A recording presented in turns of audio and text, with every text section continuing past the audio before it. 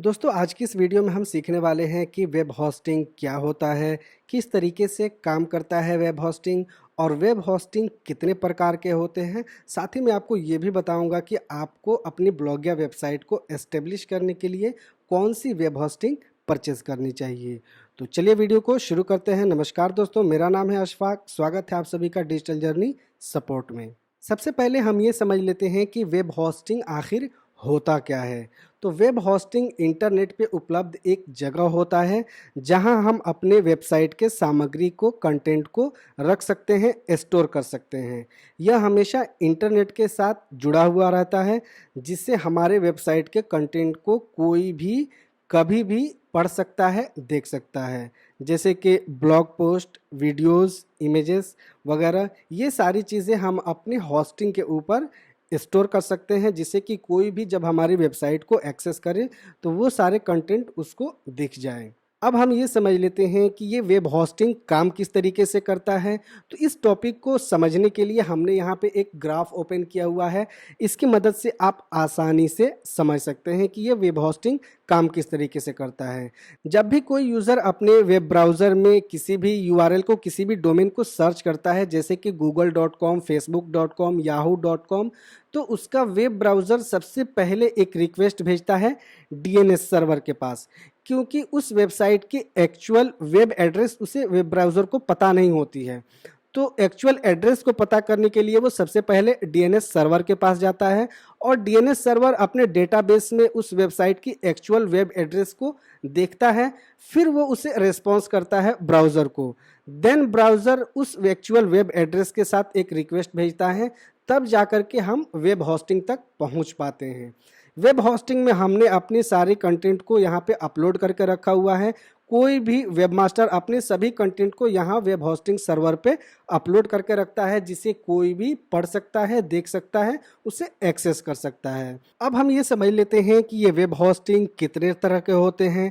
तो mostly web hosting 4 तरह के होते हैं: shared hosting, cloud hosting, VPS hosting और डेडिकेटेड होस्टिंग। तो दोस्तों यहाँ पे आपको समझना बहुत ही ज़रूरी है कि ये चारों होस्टिंग क्या है, किस तरीके से काम करता है। फिर आप डिसाइड कर पाएंगे कि आपको अपनी वेबसाइट को, ब्लॉग को एस्टेब्लिश करने के लिए, उसे होस्ट करने के लिए कौन सी होस्टिंग सर्विस परचेज करनी चाहिए। सबसे पहले हम समझ लेते हैं शेयर्ड होस्टिंग के बारे में।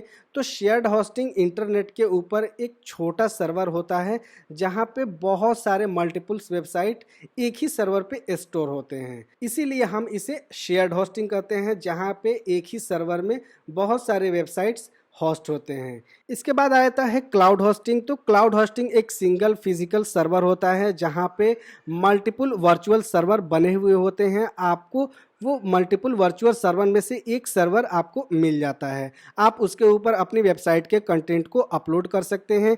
ये बहुत ही फास्ट होता है। तो आजकल आप ये देख भी रहे होंगे कि बहुत सारे वेब डेवलपर आपको ये प्रेफर कर रहे हैं कि आप क्लाउड होस्टिंग परचेज कीजिए। क्लाउड होस्टिंग बहुत ही फास्ट होता है, इससे आपकी वेबसाइट बहुत ही स्मूथली रन करती है।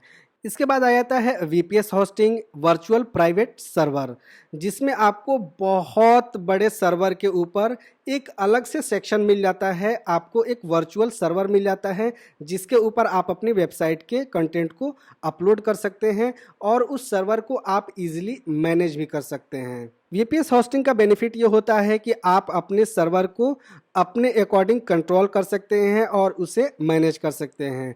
आपको स्टोरेज की ज़रूरत है तो आप एक्स्ट्रा उसमें स्टोरेज ऐड कर सकते हैं। सीपीयू की ज़रूरत है तो आप एक्स्ट्रा उसमें सीपीयू भी ऐड कर सकते हैं। मतलब कि आप अपने सर्वर को कंट्रोल कर सकते हैं, लेकिन फुल्ली कंट्रोल आपके पास नहीं होती है, क्योंकि आपको एक बड़े से सर्वर के अंदर एक एक्स्ट्रा पोर्शन मिला हुआ है। तो आप उसमें एक लिमिटेड वे तक उसमें कॉन्फ़िगरेशन कर सकते हैं, उसको कंट्रोल कर सकते हैं। इसके बाद नेक्स्ट आ जाता है हमारा डेडिकेटेड होस्टिंग। डेडिकेटेड होस्टिंग में कंप्लीट एक सर्वर आपको मिल जाता है जिसे कंप्लीटली आप मैनेज कर सकते हैं, उसे कंट्रोल कर सकते हैं। तो अब यहाँ पे आपके लिए समझना बहुत ही ज़रूरी है कि आपको इनमें से कौन सी होस्टिंग सर्विस लेनी चाहिए। बहुत से वेब डिज़ाइनर, बहुत से ब्लॉगर यहाँ पे मिस कर जाते हैं और गलत वेब होस्टिंग का सिलेक्शन कर लेते हैं। जो एक्चुअल उनके यूज़ का नहीं रहता है वो वेब होस्टिंग वो परचेज़ कर लेते हैं। तो आपको अगर अपने पैसे बचाने हैं या अपनी वेबसाइट के अकॉर्डिंग आपको सही सिलेक्शन करनी है कि ये होस्टिंग सर्विस हमारे लिए बेस्ट रहेगी, तो आप इन चीज़ों को, इन ग्राफ को देख करके अच्छे से समझ सकते हैं और अपने यूजेज को ध्यान में रखते हुए एक सही वेब होस्टिंग का सिलेक्शन कर सकते हैं। तो इन शॉर्ट में अगर हम इस टॉपिक को समझें कि आपको कौन सी होस्टिंग सर्विस लेनी चाहिए, तो अगर आप एक नई ब्लॉग शुरू करना चाहते हैं जिस पे आपको लो ट्रैफिक रहेगी या सिर्फ आप ब्रांड के लिए एक वेबसाइट क्रिएट करना चाहते हैं, तो उसके लिए आप शेयर्ड होस्टिंग ले सकते हैं। ये शेयर्ड होस्टिंग आपके लिए बेस्ट रहेगी। उसके बाद अगर आप क्लाउड होस्टिंग के बारे में सोच रहे हैं तो क्लाउड होस्टिंग किसके लिए बेस्ट रहेगी?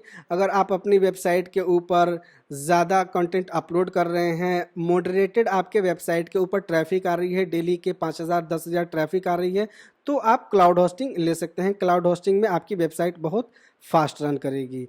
वीपीएस होस्टिंग किसको लेनी चाहिए? वीपीएस होस्टिंग अगर आप कुछ वीडियो कंटेंट भी अपनी वेबसाइट के ऊपर पब्लिश कर रहे हैं, आपकी मॉडरेटेड ट्रैफिक 10,000 20,000 डेली है, तो आप वीपीएस होस्टिंग की तरफ जा सकते हैं, वीपीएस होस्टिंग ले सकते हैं। उसके बाद डेडिकेटेड होस्टिंग किसको लेनी चाहिए? तो अगर आपकी वेबसाइट बहुत बड़ी है, डेली आपके वेबसाइट के ऊपर 50,000 लाख 2 लाख ट्रैफिक आ रहा है और अपनी वेबसाइट के ऊपर, अपने सर्वर के ऊपर आप बहुत ज़्यादा वीडियो कंटेंट अपलोड करने वाले हैं जिसमें आपको बहुत सारे स्टोरेज की ज़रूरत होगी, या कुछ इस तरीके की फाइनेंशियल वेबसाइट क्रिएट करना चाहते हैं जहां आप अपने सर्वर को और भी सिक्योर रखना चाहते हैं, तो आप डेडिकेटेड होस्टिंग ले सकते हैं। तो आई होप कि इस वीडियो के माध्यम से आपने समझ लिया होगा कि वेब होस्टिंग क्या होता है, किस तरीके से काम करता है वेब होस्टिंग और कौन सी वेब होस्टिंग आपके लिए बेस्ट रहेगी अपने ब्लॉग या वेबसाइट को होस्ट करने के लिए, उसे एस्टेब्लिश करने के लिए। दोस्तों, वेब होस्टिंग को परचेस करने के लिए नीचे डिस्क्रिप्शन में आपको लिंक मिल जाएगी। आप उस लिंक को फॉलो करके गोडेडी के वेबसाइट पे जाकर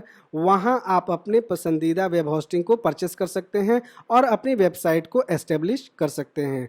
वीडियो आपको कैसी लगी नीचे हमें कमेंट करके ज़रूर बताएं। वीडियो अगर आपको इन्फॉर्मेटिव लगी हो तो इसे लाइक शेयर ज़रूर करें। साथ ही अगर आपने चैनल को अभी तक सब्सक्राइब नहीं किया है तो प्लीज़ सब्सक्राइब के साथ साथ नोटिफिकेशन को भी ऑन कर लीजिए। मिलते हैं नेक्स्ट वीडियो में एक नई टॉपिक के साथ। जय हिंद।